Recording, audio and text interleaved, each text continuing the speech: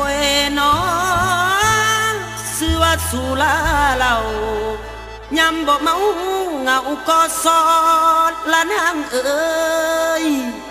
ขันเมาหลายได้ขี้ล้อขันเมาหน่อยได้ยังมือ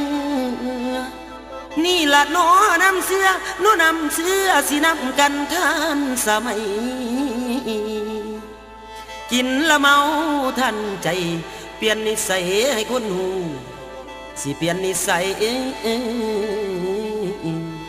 ให้คนหู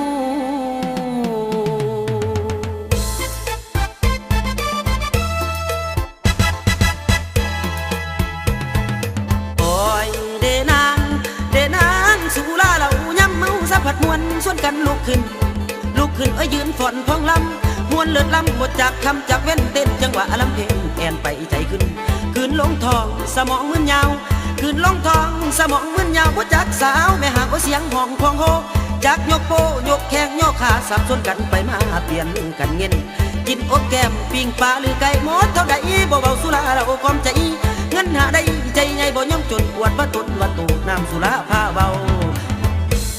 ยามเมาพาเฮาเจอขึ้นบ่วันบ่ตื่นจากอันจากแนว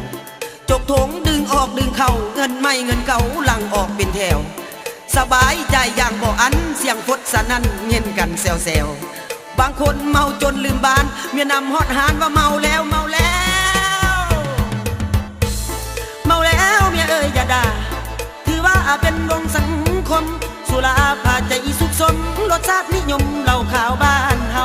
ยำเมาจะถือสากันเถาะเฉพาะเป็นบางครั้งข่าวขอเตือนหนุ่มๆสาวๆจะได้ถือเบาย่านเป็นโรคตับแข็งนำกันพิษมันให้แห้งดื่มเศร้าดื่มแรงมันจอกน้อยพอดีคนของเราสิมีดีมีสัว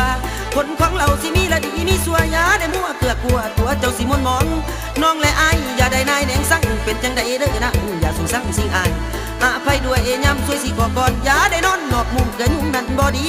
เราว่านี่สุดที่เป็นยาน้ำสุราเป็นพิษมิตรสหายใจฮอนมิตรสหา